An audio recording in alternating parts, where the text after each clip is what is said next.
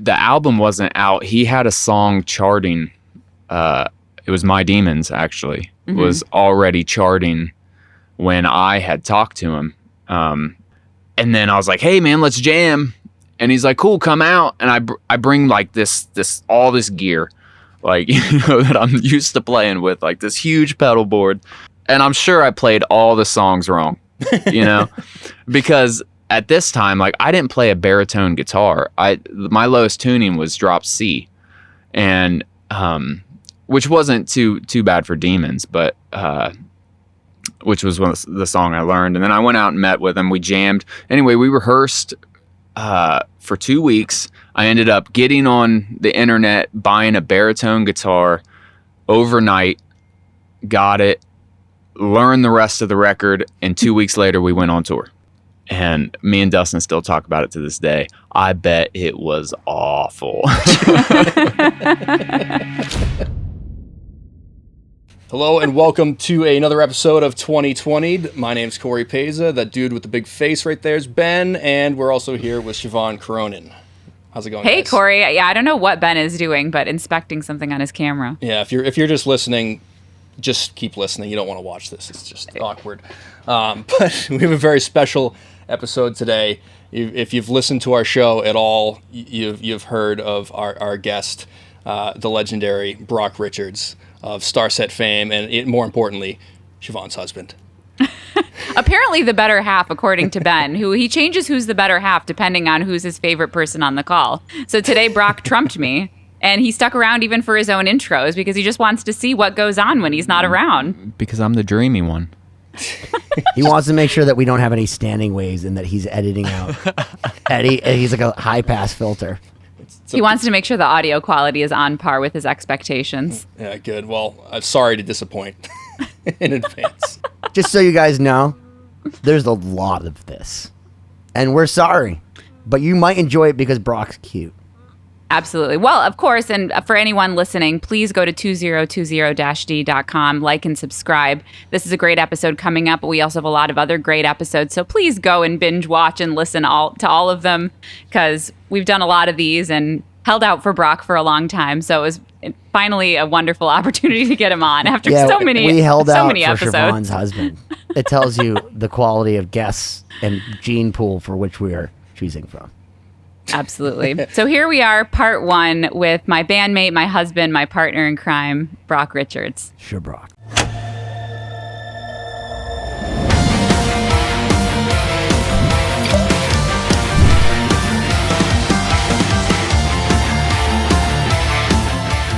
Ladies and gentlemen, I'm Siobhán Cronin, here as always with my cohorts, my compatriots, my Law Symphony bandmates, my co-hosts, Benny Goodman and Cory Peza. How's it going, guys? What up?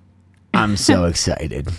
And I am particularly energetic today, mostly because I get to interview my husband, Brock Richards, also guitar player for Starset of Live My Last. So many more things than just my husband. He's obviously going to tell me off throughout this whole episode. Infamous. We're 70-something episodes in. You've been referred to multiple times. So as Shabrock. Together, they are Shabrock. Our audience of several dozen people are clamoring for this one. Well, you guys even have a fan Instagrammers that love you guys as a couple. It's kind of amazing. I'm followed by Siobhán and Brock, lovers.com or something like that on all my stories. And I'm like, who the fuck are these clowns? Well, I like to tell everyone Brock is the great white buffalo, which he deemed himself, because literally I'll go to parties in Miami and it's like, oh yeah, I have a husband, but he's not here. And everyone's like, oh, Brock must be so busy. He's always gone doing all this stuff. And he makes a rare appearance and it's a celebrated event. And I'm like, man, I work so hard and nobody gives a shit that I'm here. We care. I mean, I am the great white buffalo. I don't come around often. Yeah. But well, anyway, we spent a good amount of time setting up the scene. So everybody that's tuning in to the audio cast, you have to watch the YouTube because Brock is showing off the studio that he built. I will take no credit for it, but I like to give them input on guitars. Can you go buffalo tipping in Circleville, Ohio? No, we do not have buffalo in Ohio. Okay, I was just curious. I mean, I'm sure we do somewhere. Well, there's at least one great white buffalo in Ohio. Yeah, the Brock Richards. Well, because we were talking, Brock, before you got on, Benny was like, oh, can you do like, I'm going to be like milking a cow in Circleville. I'm like, I don't think that's what anybody at his farm actually does. So don't get too Is excited. it a pot farm? Was it like, surprise, Ashton Kutcher's in the fucking... Corn and soybeans. We're boring. We don't have livestock, so... We have a dairy farm right behind us, and it smells great most days. Yeah. He tells me to go on runs around the farm, and then you pass by all the cows, and I'm like, oh, God, I can't breathe. I'm not sure I'll do that again. Nice fresh methane to really get the blood pumping, right? Yeah. So, Ben, you're remarkably quiet. Normally, you're already jumping all over this. What's going on? I'm just thinking of all the fun things Brock and I could do. Yeah. Ben I'm is so a happy to neurotic see him. guitar How's your I'm just show happy to see going? him. It's been a very long time. And I'm so proud. I'm like a proud father because I found out, Brock, that you finally got that badass PRS. And even though you can't possibly play it in your band, who gives a flying fuck? Put it on your wall. Yeah, right? You're like, hey, man, how much would that cost? I'm like, entirely too much money for you to buy considering you have 2 billion streams. You got to show the back, Brock, where it's got your name on it. That's the coolest part to me. I mean, Is it this is a B-Rock? podcast, and most people probably are listening on a podcast. So You'd be Why are you so surprised. defeatist? Can use your imagination, but we do have the YouTube if you want to pop on, subscribe, do all those fun things. 2020-d.com. Go. That's right. Don't forget to like and subscribe for all of our listeners. But yes, so this is a historic event. Brock, thank you for actually joining us. And, oh yeah, definitely. Thank you for lending your wife to us for several hours at a time. I think we're almost Very common often. law married at this point, considering the Lost Symphony project. Like what? Like was it 7 years? We're like a year and a half off from being. If you guys weren't together, we could have been common law married. Siobhán. I mean, basically, Me, for the you, amount and of time Cory. we spend together. But we can thank Brock for being my honorary in-home engineer who's sat and had Well, to press play, I was record, stops. I was thinking about that screaming at me. today, and I like it when you guys start new projects because somehow I end up with more gear. Like, I don't know how many microphones I have now, and like this whole setup. Just keep being useful, Brock. I didn't buy this. This Keep being useful, Brock. And actually, I will tell you that we're doing the show, The Neurotic Guitarist. And as much as I would love to talk about guitars and stuff with you, I think that you and Siobhán are funnier as people and couples. And our director was saying that you and I factioning off and Siobhán and Cindy factioning off would be hilarious. And we went to Vegas and went to Red Rocks and then rented a private helicopter. And I'm like, dude, we could do so much fun shit. And then write it off. Like we even wrote off our bud as a fucking business expense. Thanks. Oh my God. That's a great topic for the podcast. Right. Anyways, Waiting. so as he hit. What is that? A dab rig? You better believe it, bro. Thank you, Honey Badger. have you never watched our podcast, Brock? Why would he? I only listened to it. I actually have never watched it. I'm surprised you didn't hear the. I try to mute the coughing as much as possible when I do this. There, As he I'll get rid of that purposefully one right coughs there. there. So Yeah. Yeah. I'm sure I would hear all sorts of feedback from Brock if he actually watched the video cast. Like, oh, why did you do your eyebrows so dark? Or why is your hair all messed up? Those are the type of things that I hear from Brock. You should hear him when we're actually working on music together. But anyway, we'll What, Does he save tell that you for about your Me? later. eyebrows when you're No. working on a track? He's like, your eyebrows are too hairy for this Paganini.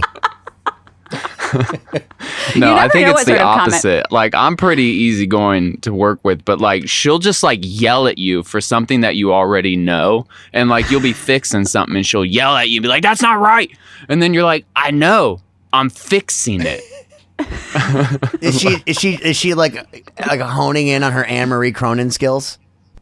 Yeah, I guess maybe. I don't Is that know. where it comes? I She's I so find- demure around us, but like I know Cindy. Everyone's like, I don't know how you guys could possibly not get along because she's the fucking devil. Because she's a woman and she gets angry and she has hormones and she just gets angry sometimes. And I don't see that side of Siobhán. So if like you were like, oh yeah, Siobhán got mad and beat the shit out of me, like I wouldn't believe you at first. No, Siobhán's never purposely mean. It's when she gets in her like thought process, like manners go out the window. It's just like I wouldn't say marriage. it's just very This is the thing. demanding. But this is what marriage is, right? Okay, so when you're around someone, it's like my mom says the same thing. It's like, oh, all my friends think I'm amazing and I'm so easy to get along with. I'm like, yeah, because they get to see you 10% of the time. Like, I am great 10% of the time, even 50% of the time. But when it's 100% of the time, you're going to see the meltdowns and the time when my hair is crazy and I'm not wearing makeup. So Brock, it's great to have you. And why don't you fill in our, once again, several dozen listeners and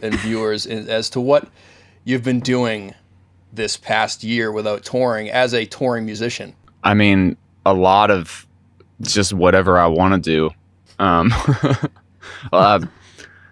Like I really started like studying guitar, and like instead of just playing and like learning stuff, like actually studying it.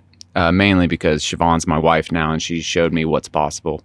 Because she's so unbelievable at her instrument that makes me want to be like that. So I don't know. You don't give yourself enough credit, but I mean, I will attest to that. He has been like practicing super hardcore, like really working on technique stuff and yet, taking lessons. Neither he nor I will ever be remotely as good as you. That is not true. That is not true. Get me a wood chipper. Good is subjective, you know. I think, you know, great is less subjective. Okay. Well, virtuoso is even less subjective. Masterclass. I hear you've been working with our friend Richard Shaw. Yeah. I took a few lessons with him. He's the only one I've taken lessons from, but I also like there's a couple other guys that I'm going to take a few lessons from because it's always good to learn from people. Is that ever or is just recent? Like, did you take lessons when you were younger? I had like 3 guitar lessons when I was 15, and one of the first guitar lessons was, here's the minor scale, here's the major scale, is every single mode. That's the first lesson? Okay, that's the first lesson. So of course, starting guitar, I was like literally so lost. I'm like, I don't even understand. So a mode is like a different scale, and anyway, you don't teach a beginning guitar player how to play modes. That's a good way to scare someone off. Yeah, so quickly. Basically, I really didn't learn much music theory until like college. And then I figured it out eventually. You know what's even more fucked up is when you take a philosophy class and then they're like, the modes of this, the modes of that, and you're like, I am even more confused than I was before. You're always confused. Siobhan, do you get that? Do you get that, Siobhan? Modes, the infinite mode? Yeah, do you get sort of? I didn't take much philosophy, so to be honest, I'm not 100% sure. I was more of the math, science, economics route of the academic classes. You weren't that I a took, hippie. So. See, that scares me off. Math, science, all that stuff. Well, I'm really not making much use of it at this point, so we'll see down the line if it proves to be useful. But anyway, no, but I'm glad we brought this up though, because this is interesting, and this is why it's very cool. Like, even though we're married, whatever, it's very cool to work with Brock because I'm such a like in the box, like learned, went to school type thinker, and Brock, having had very little formal training, has a completely different way of hearing music, approaching it, playing the instrument. And so I think it's interesting. You should talk more about like how you got started and like how old you were when you picked up guitar and like what happened after those lessons. Cause I think it's a cool trajectory. Well, I mean, I picked up guitar when I was 15 when I realized my rap career wasn't going to take off. And then, I mean, my philosophy was fake it till you make it. And I just like, I was, therefore I am. You managed. So like, yeah. But what made you pick up guitar though? Like, why were you drawn to guitar? I don't know. My buddy had a broken acoustic at his house, and I learned how to play, of course, Smoke on the Water, because he only had like 3 strings on this acoustic. And I probably learned it in the wrong key. I think, it was on the A string I learned it. And I don't know. And then I fell in love with it. And then I bought like a $200 guitar, or my mom bought me a $200 guitar. I think I had a Squire and like the amp combo, you know? Yeah, yep. And just taught myself how to play. Would you and then I had like 3 lessons, but then on the way to a lesson, I got a speeding ticket, and I was 16. And since I was only 16 and I was like going like, I think like 78 miles an hour in a 55, and they took my license for like 90 days. So therefore I had to cancel guitar lessons. And then I never had guitar lessons again. Wow. What a reason. When you were teaching yourself, what were you using? Were you like listening to records and trying to emulate that? Yeah, just learning by ear. And then, man, I can't even remember what it was at the time. It wasn't Ultimate Guitar. It was whatever was before that you could look up tablature. Like before like Guitar Pro and YouTube. And this would have been like dial-up internet, basically, right? Yeah, basically. Yeah. and like you don't even like learn it on the computer. You like print them off. On your dot matrix fucking paper. Yeah. It was awesome. It was like, and now like everybody's just like, oh, you want to learn a song? I'm gonna get on YouTube and watch this guy play it, and then I'll learn it in half hour. Yeah. It wasn't like that back in the day. But I think that route of like teaching yourself, by listening and doing the tabs, that develops your ear in a way that not many things can, because unless you just learn everything wrong, like what is it, John Dene just learning things wrong, and that gave him his own unique style. But like I think if you really focus on just listening to the music you like and try to play it, play what you hear to come out of your hands, that sticks with you for the rest of your life. You can't really, yeah, for sure. You can't really. Well, yeah, a lot of it comes down to like, anybody can play like God, what is it? I mean, you could play a lot of songs, but to sound like certain guitar players, like is it "Sweet Child of Mine," for instance, like that epic riff in the beginning, like it doesn't sound like the riff until you uppick all of it, and then all of a sudden it sounds like the way he played it. So like you won't see that from tabs. You gotta like listen to it, and once somebody like explains like try to uppick it, and then you do. All of a sudden you hear it and you're like, holy crap, that is in there. But it's also kind of amazing because you listen to a band like Dream Theater try to cover Metallica and it sounds terrible because it's like John Petrucci's incapable of having bad tone like Kirk Hammett. So you're like, why do these songs sound in time? And like, why is all the solos perfect? Suddenly it's like, because you have to do it all terribly. And like those guys are incapable of doing it. So like that's the opposite. That's the opposite of what you're saying. Some of the beauties and the flaws, man. Oh yeah, dude. Yeah. With Metallica, sure. I'm just all of the beauty.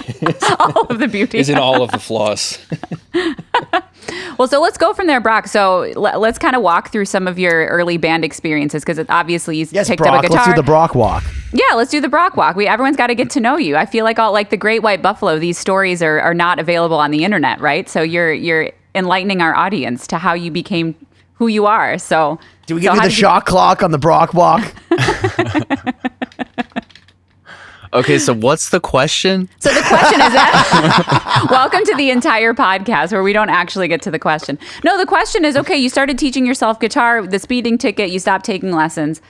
Obviously, you continued to keep working on guitar. When did you start playing in a band or put a band together, start playing with other musicians? I mean, the second I picked up a guitar, we were awful.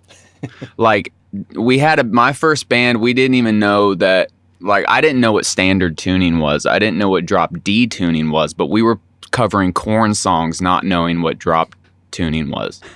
It was really, really good. I wish you guys could have heard it.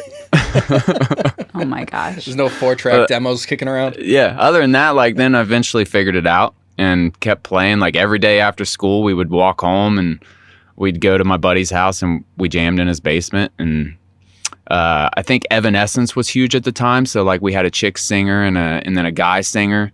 So we like a guy and a chick singer, and then we would just jam. And then eventually, like, she left, and then we started getting heavier, and then we started the new metal phase was out. So then we started playing new metal, and then like American metal, and and then it just evolved from there. But my high school band was called Deaf Child Area because there was a sign on the street that we practiced on.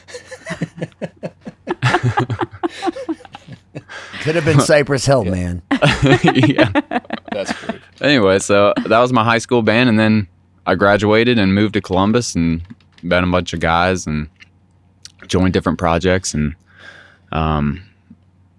like in and out of like with different people. And then I joined the band Live My Last with a bunch of different guys, and we used to play frat parties, and it was more like a party band. Did it bother you that that's an incomplete sentence?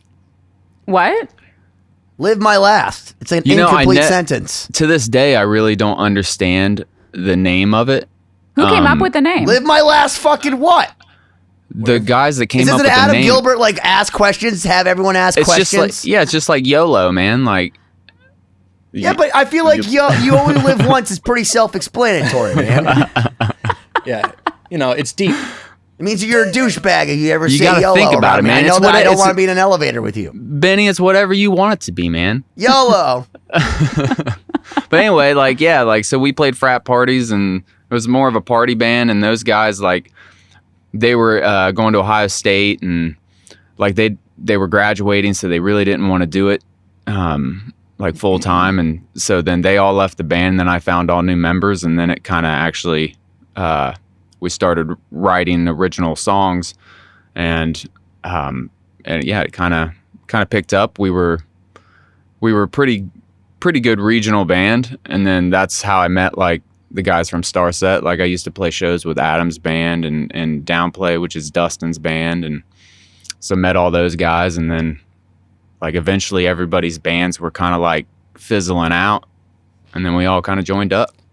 So at what point did like the shows start to become something where you were seeing a response and like a crowd? Was that something pretty immediate because there was an actual scene there, or were you starting to do like like everyone does, playing in front of your parents and like a couple the other bands, and like was there a clear jump for that, or was it just the area and the other bands you were playing with? I mean, yeah, like coming up in high school, when I was in high school, it was definitely just playing for your parents and then anybody that you saw at school, and then you'd invite them out.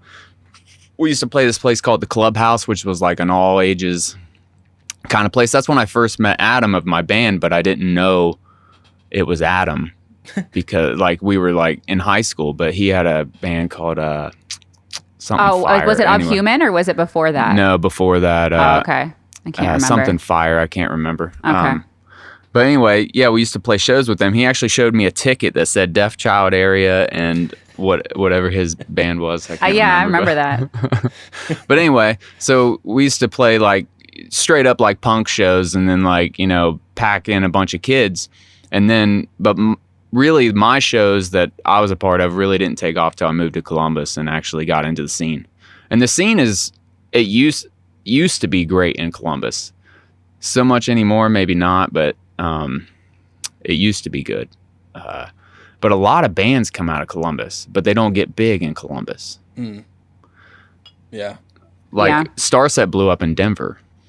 Yeah, So. It's interesting. No, it's true. There are a lot of big bands that are from there, people that are based there. But I want you to talk, Brock, more about Live My Last, because that was a huge, and I obviously know this, knowing you really well, but that was like a huge like era in your life. So I think you should go into a little bit more detail about joining it, who were the people running it, and the transition to you kind of being one of the band leaders and being more involved. I mean, you had an album that became like pretty successful and is part of the reason that you are in Starset now, right? Yeah, I mean, like I joined the band, like I said, all the guys were in school, and then they left school, and they didn't really want to do the band thing anymore because they all had to get careers, So they all left. I found new guys. So at that point, I was basically band leader because, like I said, I was the only person left.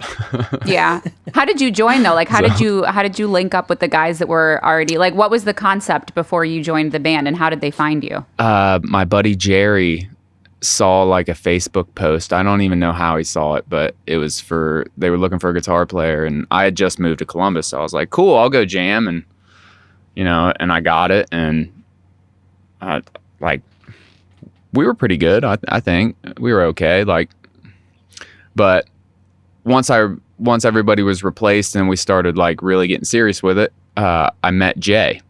Jay was the singer to Live My Last. He actually passed away of a heroin overdose, but that was a really sad story. Yeah. Yeah, it was actually fentanyl, but is what got him. But so yeah, me and him we would write and a bunch of different songs. And we went to a studio and we said, here's all this crap. And then this guy, his name was Ben Schigel, our producer. He kind of sat down with us and said, crap, just started throwing stuff out. This is awesome. We're taking that. This is good. And he just basically took all our songs and told us what was crap. Sounds like a great producer. I love it. Yeah, like it was perfect because I used to write so busy. Mm-hmm. Everything was so busy. And if you listen to Live My Last, it's not very busy. It's poppy. It's there's like some little diddlies here and there, but like I used to have all this like emo, like I don't know, thrash band like diddlies in the back. It all got cut. Anyway, because of that, it was somewhat successful. So, yeah, he started taking our good ideas and then saying, what if you thought about it this way? And then I would take those ideas and I'd write. And basically, like, the band was always just like, you know, me and Jay would write a gist of a song, and then the other guitar player and the drummer, I would write like a basic drum beat and give it to the drummer, and then the drummer would like blow your mind by bringing it to life, you know? So Well, that's a really important thing I think you just brought up, because I remember my first experience with a producer was like, dude, I'm the one that signed. You're not in this band. Like, why are you fucking like stepping on my dick and on my children, like in front of me, and then saying this is fucking stupid? Like, I've been playing this riff forever. But it was the same thing. Once I started listening to him, it's like every single thing you said was right and made my album better. And like you said it too. Like, dude, my brother and I used to write all the time. And we had a case of the diddlies all the time. It was like, oh, we're going to do an arpeggiato here. We're going to do a sine Sounds wave. like right over the We're going to do an SP2 808 drop right here. Why don't we do that while the double bass is going? And it was just like literally like the wall of sound. But by wall of sound, just literally you've used so many patches that you've just exhausted the histogram. And Cory's annoyed by that word, but I just love using the word histogram. The point is that, dude, I can totally relate to that. And I think that that's great, because sometimes... Look, there's lots of shitty producers, just like there's shitty doctors. But like some of them will give you good tits, and it's the same with producers. You know what I mean? Yeah. Like there's a reason why Nirvana sounded like they did with Steve Albini. There's a reason why, you know, Butch Vig gets so much good shit out of people, or Brendan O'Brien, the way he got those early Pearl Jam records. He just fucking captured the moment. Yeah. And like sometimes you have to do a trust fall. There's something to be said, you know, when you're in bands, especially when you're in bands, you know, that you're starting right out of high school and with your friends, like, and you start doing that, and there's no manual for how to like be in a good band. You just have to see what other people are doing, and you don't really get a lot of like the songwriting tips, especially, you know, nowadays you just go on YouTube and how to write a song, you know, all that shit. But, you know, when you're doing it back then, it was just kind of looking around and saying, all right, that band's doing really well. Like, what are they doing? And, you know, kind of like learning that way. But when you get into a studio for the first time and you work with someone whose job it is to just tear you apart and like be like brutally honest, because most people aren't really honest with you when you're in a local band. They're like, oh yeah, I'll come to your show. Oh, you guys were really good. That was great, man. Good job. Right. And meanwhile, plus they're like, I'm never some fucking people doing don't that know. again. Yeah. So like, I think there's definitely like an awakening, you know, a rude awakening sometimes when you get in that situation where someone looks at what you've been working on for a long time and you're really like, you know, heavily involved in, and you've like, I made this is great, and they're like, that's awesome, let's get rid of that immediately. Yeah. And it Well, takes, let me ask it takes both some, of you just guys. real quick, it just takes some maturity to know that you got to trust that people, and like Ben said, it's a trust fall into that person. And I think afterwards you now have that new like level of understanding of what you need to do. Yeah, I mean, that's what you're paying them for, you know? To both Brock and to Cory. So now that you guys like know, because like I feel like now that I know that a producer, like I know Cory's gonna come in and basically rip me a new asshole. Then anything I think is good, he's gonna be like, so did you practice that? Like, is that actually what you practice? So this is what we're working. Okay, that's cool. We can comp it. Maybe we can punch some shit later. Like, but I now have emotionally I've just removed. given up. Yeah, I've emotionally Make it removed work. myself. That is defeat. From That is a sound being of like defeat. in love with things, because before I even do it, because I know I'm gonna bring like smart people in there and be like, no. I'm like, really? That's the part you don't like? Nah, dude, really? And then a lot of the times it like comes out way better, and then later I'm like, this sounds awesome, and like, you know, Cory would be like, well, I told you to do that. No, you didn't. This was totally my idea. You know, like you just like in your mind think that it was you, but really it was the producer, well, it's kind of or like the engineer. the 80-20 thing, you know, is a good way to approach it. Like if you have an idea that you just get 80% of the way there and know that the last 20% is going to be like the fine tuning and all the like the extra shit, you're better off than coming in with like, this is exactly how it's going to be. And this is my, you know, unless you're a complete visionary and you're the, you know, you're producing your own thing, that's one thing. But yeah, when you're writing now, Brock, like how do you feel like you are producing yourself at a level where you know that if you were to go in and sit with, you know, someone else, or you would have a good idea, you think you're coming in with stuff that's pretty much where it needs to be? No, I don't think so. No? I think I'm very good with like coming up with a gist, and I just The reason being is because I don't like making decisions. Ask Siobhán. Don't even get me started. So like I'll have like this riff done like 5 different ways, and I just don't know which way to go with it. Anyway, so because I've always done the best with bouncing off another person. Sure.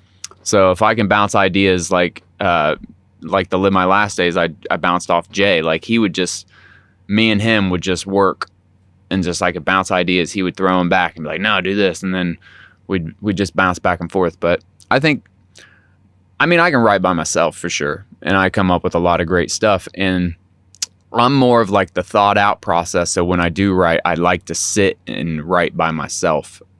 I'm not so much the jam type of, like I'll sit with a drummer and jam some stuff. But if it's like a full band, like I'm not, because I like to go where I want to go. Mm-hmm. And so I don't know. I like to think about it. So I mainly write by myself, and then I show it to people. And then when you're writing, do you like envision the whole song, like the full arrangement, all the instruments? Or are you writing like riffs and then being like, someone's going to do something dope with this, you know? So I just write pieces. Yeah. It's kind of because you can do it so many different ways, but especially with technology, man, like you don't, like I'm going to go from this verse part into a pre-chorus. Why? If the verse part is like making my mind want to go into this piece that might not go there in the song, but I'm going to like follow that and write something there, and then I'm going to cut it out and put it someplace else, and then it's going to sound way better than where I wrote it. But like the thing is, I don't like to stifle my creativity by like trying to come up with a overall song at first, at least until once you have the hook, then you can basically put a structure in. But if you don't have a hook or the gist of the song, then it's pointless to even like start doing that, in my opinion. But yeah, that's great. What do I know?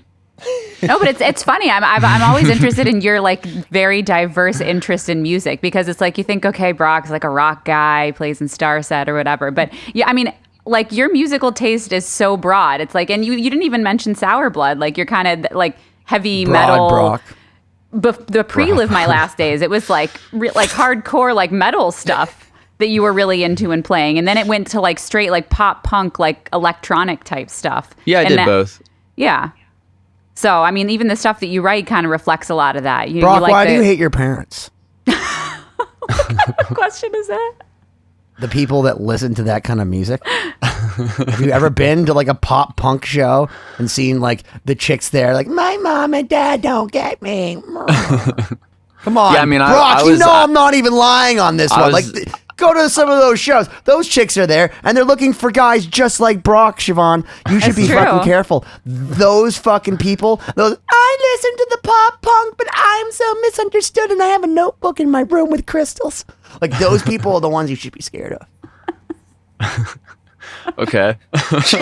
They exist. They're also 14-year-old girls. I agree. I mean, I was definitely the black sheep of my family, for sure. Like, my sister got great grades and went straight on to college. I took a year off, and I don't know. We're a farming family, so like I was the only one that really played music, and like kind of off topic, but speaking of my sister, but like she's like, say she's always gone through things in life, and I ask her like, what kind of music do you listen to? And she says, oh, I don't really listen to music. And then I said, you have no outlet for your emotions.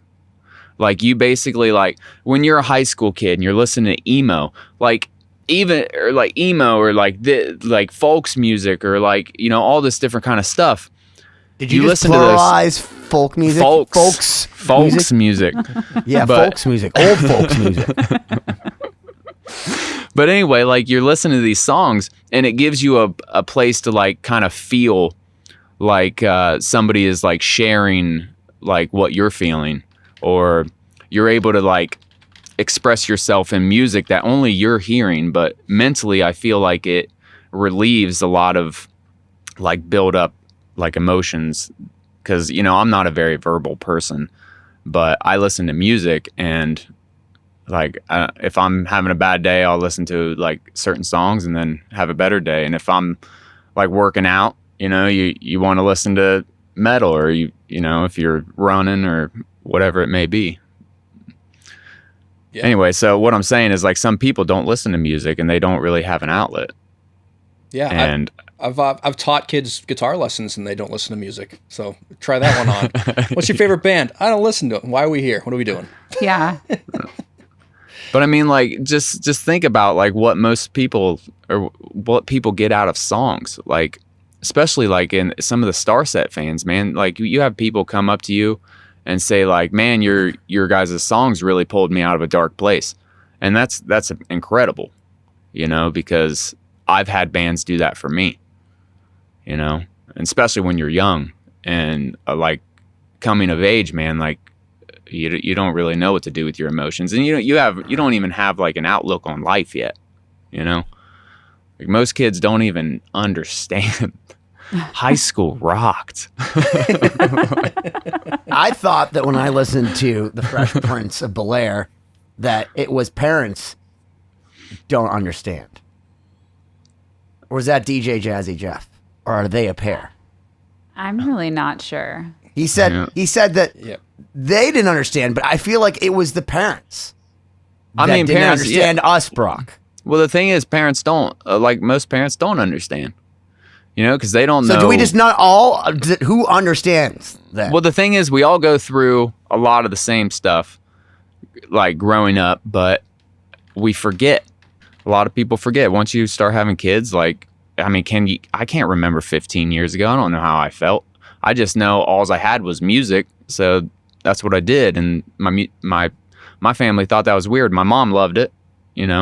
She was super supportive, but my dad and stuff, like, you guys are awful. That's what dads are for, though, right? And we were like, that was your first producer. yeah. Just throw that shit out. Right. Start again. But the thing is, like, maybe like, hey, Dad, if you think I'm awful, how about some lessons? Like, No, it's always interesting. Yeah, I mean, to me, it's amazing that you've done what you've done, because, I grew up in the opposite situation where it's like I had access to everything. So I feel very spoiled. It's like, oh, it's important to know piano and to know violin. How were your croquet lessons?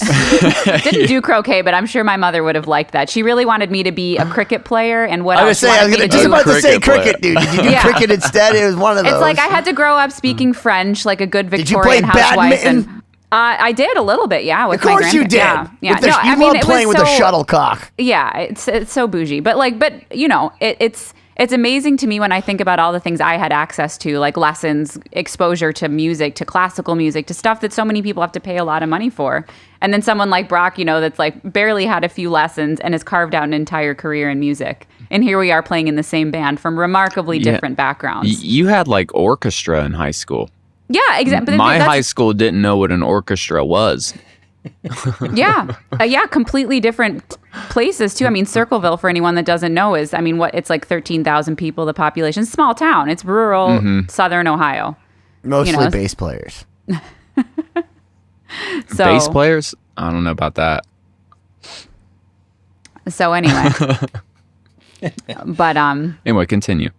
yeah, I don't know. We got derailed a little bit, but As it happens. Yeah, but we were talking about Live My Last, and I think this brings up the important point that we've talked with other people about is, when you're starting projects, knowing to trust producers or to invest that extra time or money or whatever it has to be, and getting someone that's got that outside specialty, because not talking about even some of your earlier projects, you had released albums before, where you didn't quite do that, and maybe had you done that, some of the other things might have taken off or been more successful. I mean, there's a huge difference between the product that you, as a young person, might release on your own thinking, oh, I don't want to pay the extra money for a producer. And then with Live My Last, you go in and it turns into something completely different with songs that still have almost as many streams as Starset in some cases, right? I mean, I don't know about that. Really? Okay, I thought some of them got pretty close. But I guess like some... We had one song that did very, very well. And a few like little behind it, but Yeah, like that was the band that once we were done with pre-pro, I would not let the band release it until we actually went in with and worked with the producer on it, because like back in those days, like I read a bunch and talked to a bunch of people, and I mean that's what it took. And like, cause anybody can come up with a mess of ideas, but to make it like a commercial release, like you need an outside ear, and it's better if that ear is like a dude that's like. Did you guys have label support? We did not, no. So tell me this, how, as an independent act, aside from getting the music great and then taking the time with the producer and getting the production up to speed, like that's almost the easy part. How'd you get people to care, and how'd you rack up those streams? How'd you spread the word? Like once the album was done? Yeah. Oh man. Well, I mean, we pedaled. We just like played show after show after show, different markets, and really pushed Twitter, like our Twitter following.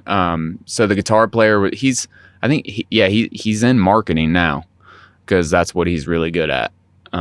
So he would always hit up Twitter and, Instagram and like kind of blow us up and then get a lot of love for us. And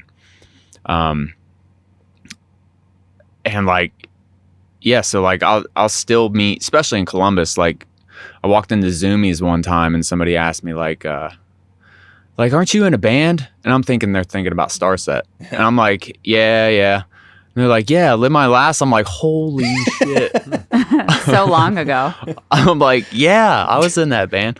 Anyway, so like I asked how they heard of me, and they said, yeah, I used to follow you on Twitter. So like back when, I was actually on Twitter. I don't really do Twitter anymore, but we had a crap ton of followers. And that was mainly the guitar player would like kind of get it out. But then we played shows, and all the shows we played, I mean, we were a decent live band. So we used to open for a lot of big acts, and then so we pedaled, played anything and everything, and then basically stopped and only played premium shows. Mm-hmm. Like when the Used would come to town, we would open for the Used, and then like just mainly national shows. One time, God, I can't remember what band it was. Anyway, I'm not going to name the band because that would be wrong. But outsold them in tickets, and my band made zero. Oh God, money. Oh my God. And this band, because we knew the person that owned the club, that paid out to the promoter and stuff, they walked away with like thousands and thousands of dollars. And like once we were done, the place cleared out. So that was coming up in that. The fun of being band. A support act. Yeah. So I mean, we would pull crowds, which is definitely important. If you don't pull a crowd, then it's not going to work. Yeah. That's interesting. No, but you guys were really on, from the stories you've told me, like an upward trajectory of like, obviously, drawing great crowds, being a good band. You had a great album that came out, doing great shows. And, it's interesting how, can you maybe talk a little bit more about, I don't know if you want to get into what happened with Jay, but, going on to how you ended up interacting with Starset, like how that band kind of unraveled a little bit and where, why that happened. So I know exactly how that happened. So basically, our singer, even doing the record, and he struggled since he was like 18 years old with substance abuse. Anyway, so when we did the record, and then after the record, like we were playing shows, but he would like get more and more down the hole, and then we'd pick him back up, and then he'd like be good for a while and then go down the hole, and he always struggled with it. Anyway, one time, I don't know what happened.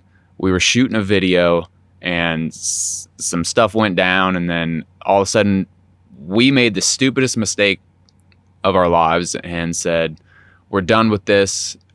We're going to replace you. That was like the stupidest thing we ever did, because you're not going to replace the lead singer, especially Jay. Like without Jay, the band wasn't the band. Like me and him wrote everything. Yeah. Anyway, so then we tried out a couple other guys, and we played some shows, and then eventually we brought Jay back, but that was after our like we had plateaued because we're not climbing anymore. So we brought him back, and then we played some shows, and then we were like, screw it, we're going to turn this band into a money grab, because at this point, like, we're getting older and everybody's starting to get careers, and the guitar player was about to graduate college. And so we're just going to play bars and make money. So we played bars and we made a bunch of money. And then me and the drummer were talking. He said, hey, Dustin with Downplay is playing a show. We should open for him. So we called him up and we said, hey, we want to open. And this was mainly so the drummer could get me to corner Dustin and say, yo, I'm your guitar player.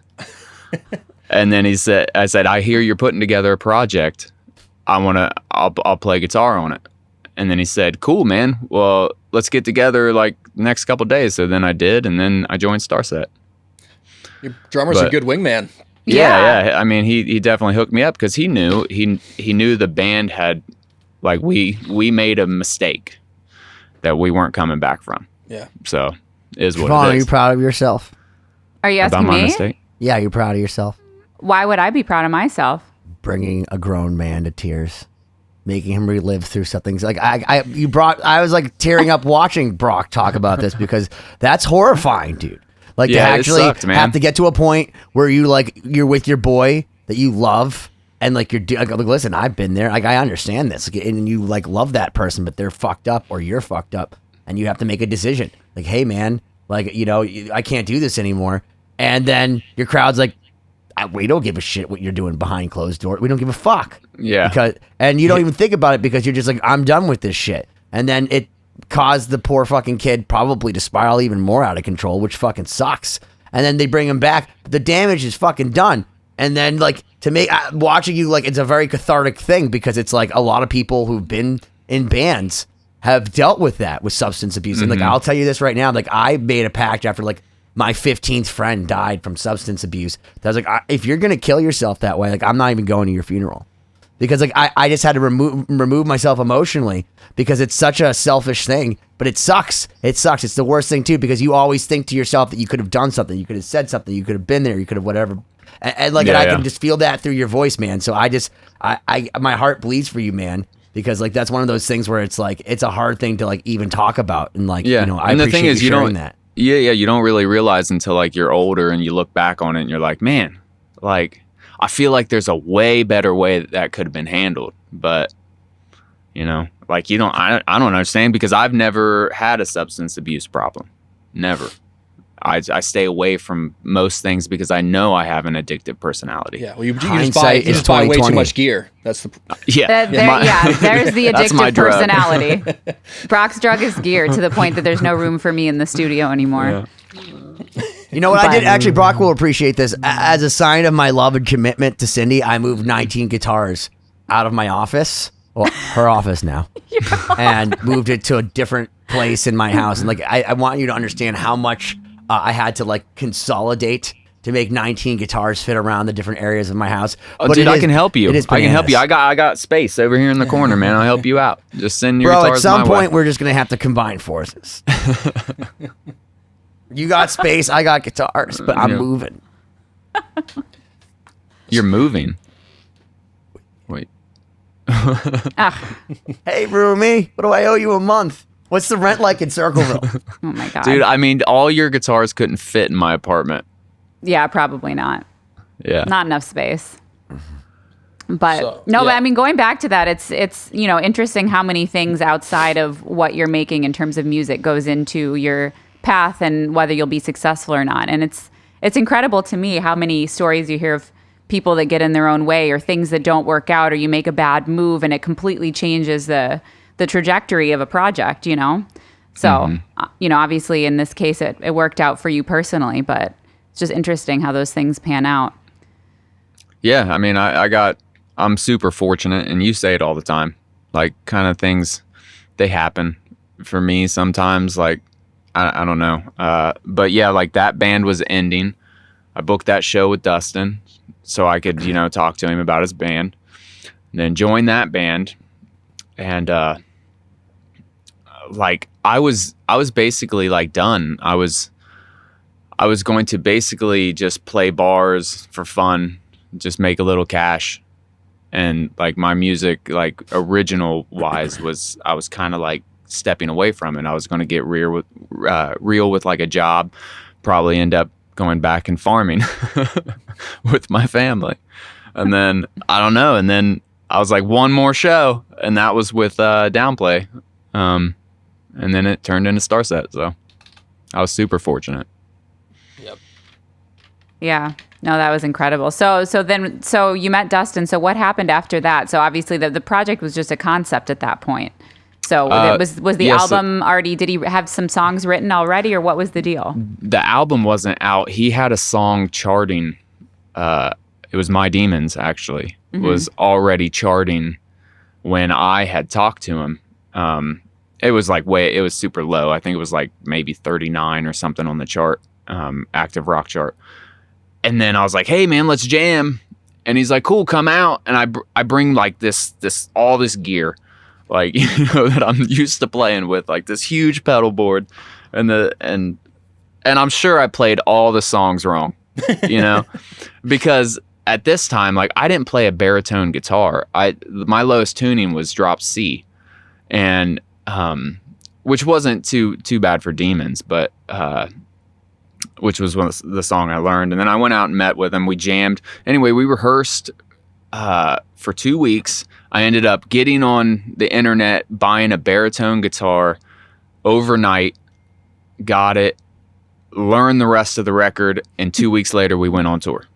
And me and Dustin still talk about it to this day. I bet it was awful. Like we hadn't grown together as a band.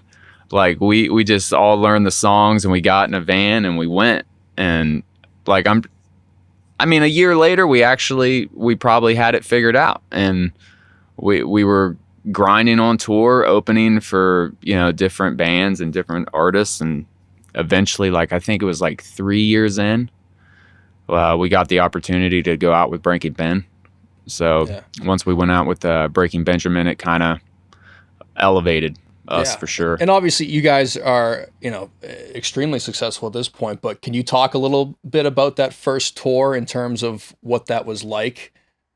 Just like, the baby Starset years? Oh man, it was a lot of testosterone driven fights, and we all slept in the first tour. We slept in a 12-passenger van with this thing called the birthday hole. And what it was we had the two front seats, the driver's seat and the passenger, another bench, but then back behind that we built this platform for a bunk upstairs, and then a platform, and then like basically you crawled through the birthday hole is what we called it, to basically sleep on the floor behind the first bench seat of the van. And that's what we did. We just all took turns just like sleeping in this 12-passenger van. It was only the four of us. We didn't have a sound guy, which I'm sure definitely just was the icing on the cake for being a two-week-old fresh band coming out on tour. I think we went out on a tour with Gemini Syndrome, I think was the band. If they weren't the first tour, they were the second. I'm not 100% sure, but it was a blast. Like I think it was only like 2 or 3 weeks living in this 12-passenger van, and like I was working for Verizon Wireless at the time, and I'm like, hey, I'm going on tour. I go on tour and I come back and they're, hey, you got Employee of the Month last month. I was like, I wasn't here for like 2 or 3 weeks, but anyway, I got Employee of the Month. Then I was like, cool. And then I worked there for like another month until the next tour came, and then that was it. At that time, did you think anything of it? Did you think this is just this is a gig that I got, or did you think there was something to it? No, I made it for sure. So did you want to be like a regional vice president for Verizon? I could have got there, man. I was Employee of the Month Yeah, dude. I mean, think two about it. months in a row. If you just tried, you could have totally been like employee of the fucking region. I was top in sales for my region of Verizon. It's because he had the cute like emo haircut, and all the Stop soccer the moms applause. all the moms emo, were coming to hit on Brock. For That's sure, why. man. I worked in the suburbs, so like all the soccer moms would come in and you just flirt a little bit and sell them a bunch of stuff they don't need and Accessories. Accessories and like home phone. Like I think I got employee of the month because I pushed the most home phone. I can't remember what it's called. Home phone Connect or something like that. I don't know. It was some kind of home phone thing, and I sold a bunch of them. Anyway, did you make them nervous that they were gonna like fall on the floor and need to call 911 in the case of a flood? Anything and everything. I can't even remember how I sold them. Anyway, it's not really important, but I got employee of the month 2 months in a row, and then left the company to tour with Starset. So never look back. Yeah.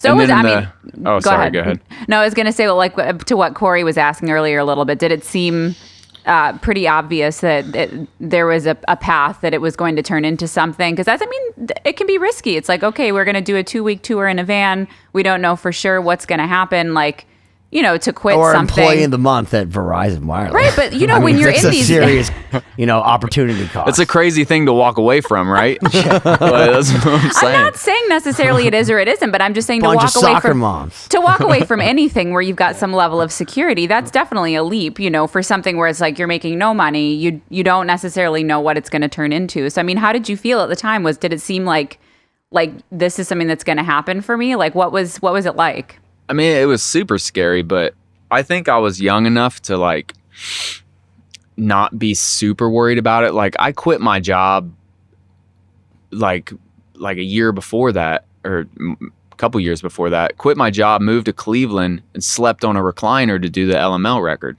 for a month. Like we did that, and I mean that's just what I did. Can't do that shit anymore, man. I couldn't do Siobhán, that anymore. You'll be able to pull fucking muscles. You won't be able to walk. You think you're fucking cool. You can't sleep on that shit, No dude. That fucking is not okay.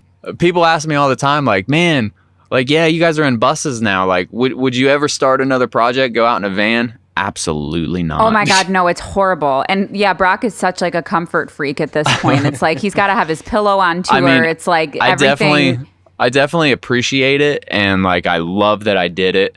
Could I do it again? I don't know. I feel like I might be a little too old to do it. I think I would just complain all the time. He already complains. He's like a crotchety old man. Today I like woke up when we were recording our other episode, and I was like hobbling around because I pulled my back out. And it's welcome to your 30s. It's like everything feels so much harder. Listen, the powertrain warranty is over. Once you hit 30, it's like you go to the doctor and they're just like, yeah, dude, just stretch. Well, what am I going to feel better? I don't know. How much are you willing to stretch a day? like, you know what I mean? Like I said, I was telling you earlier, like, dude, I have a good hip and a bad hip. And like one of my hips is like at least 30% better. Like, are you kidding me? Have you done a booty band where you start walking in a weird way and then all of a sudden like one of your fucking legs is totally not helping? Like, what the fuck, dude? But that's what happens. The idea of using a booty band is just hilarious to me. Yeah, dude. But you want to know what? Your ass will look great. You live in Miami. You guys should know better. So I got to get a booty band? Well, dude, if you want to have like powerful hips and like do the duck walk, like where you go like the This it's like, listen, dude, I have back problem. Right, maybe we could use a sponsor. Yeah, is this too. a sponsor? No, we like endorse a bunch of things without getting any money from them, so it's. I mean, fine. I personally like these blue light glasses. You know what I mean, like from Amazon. That's what I was telling Brock to get. Those the glasses for like the yeah, computer. listen, dude, your eyes are gonna be all fucked up. Like my grandfather, I remember when I was younger, we would watch like MASH, like like the show MASH with all the Alan Alda, Hawkeye shit, and like in the dark on a CRT television, and he'd always be like, you can't watch television in the dark, you're gonna go fucking blind." I'd be like, what are you talking about, Pops? Like, seriously, you crotchety old fucking man. And I never said that to him because he would literally beat the shit out of me if I said that to him. And here you are with your blue light glasses. And now I'm like, dude, I'm like staring man. at the screen a bunch, and I'm like, my eyes hurt. And I go upstairs, and Cindy's wearing glasses. I'm like, wow, you look really hot, babe. Is this for later? She's like, no. This is to help my eyes. I'm like, so that's what you're wearing right now? Yeah, they're for like blue light. I have 20/20 vision. But I'm losing my 20/20 vision by staring at a computer. I do not have 20/20 vision. I have like one good eye. I can see like anything with this eye, but this is like blurry. I always joke that my I right wanna ear see is, someone about that. is a U87, but my left ear is an SM57. It's fucking true, dude. Your brain, dude, it's like me crazy. too. It compensates, dude. So like you don't notice it, but then you're like sleeping on the couch one way, and you're like, "Why does it sound like bullshit?" And you go this way, you're like, "Oh yeah, that's just because my fucking ears fucked." I have the same thing. That's why all your mixes are super loud in one side, and No. Oh my gosh. we're coming up on the end of our first hour here. Is it the end? It Is is the end. Have we got there? Have people subscribed? Siobhán, tell them where they can go. They can go to 2020-d.com, find it anywhere you listen to podcasts, Apple, Spotify, go to the YouTube, definitely check out the YouTube cast. Brock is dreamy, as Ben likes to say, so definitely watch the video. He did He was his hair also today. on Lost Symphony, just so you know, chapter 1, with the incredible Richard Shaw, who he's taking lessons from. It all comes full circle, just really so you know. does. And by the way, I recommend very highly taking lessons from Kelly. But the thing is, every single time I take a lesson with him, I go, wow. Like it's just one of those, like, I don't know, like, I guess you don't know what you don't know, right? Like, you don't know what you know. Like, it's one of those things where he's like, oh, you know how you have 4, like, so a lot of people hold down 4 pressure points. The reason people think that I play so effortlessly is that I only have 1. So no matter what, like when some people are holding down 2 or 3, he just lightly lifts his fingers up. So he only has 1 pressure point. And so he has like the least amount of effort. And like just learning that and then relearning. This is the knockoff Kelly lesson. Yeah, but just Ben's mind. I'm just saying, but just hearing that one thing was like, whoa. And then I realized that every Metallica song I'd ever played, the pentatonic, I'm holding down, like I'm like gripping for dear life. Yeah. It's gonna fucking die. When Kelly's just like like a fucking ballerina Same with around, like violin, Mayweathering me for That's every how I fucking am. Like, fat if guy you- thing.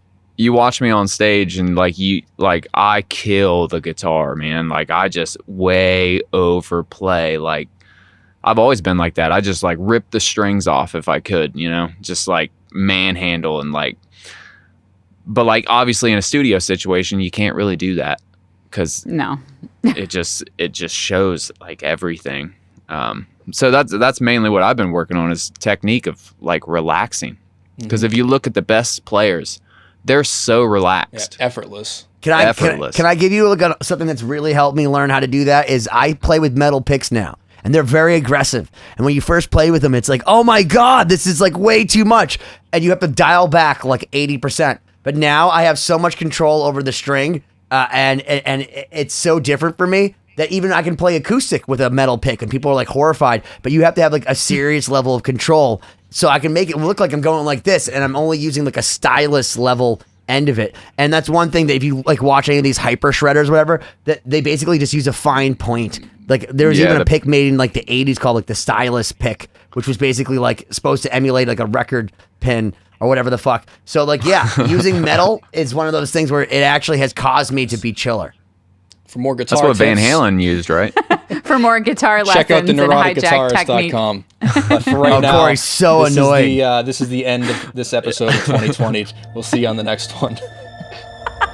We had a DJ in Johnson City, Missouri. I wish we had video because this place looked like an old switchboard. You know, like operator, I'll pass you through.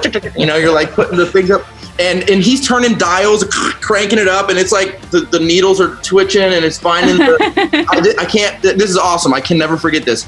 And he sits down. He's like, "All right, welcome to 107.9 The Buzz. We're here in Johnson City with a band. What's your guys' name?" We're like, "We're Starset."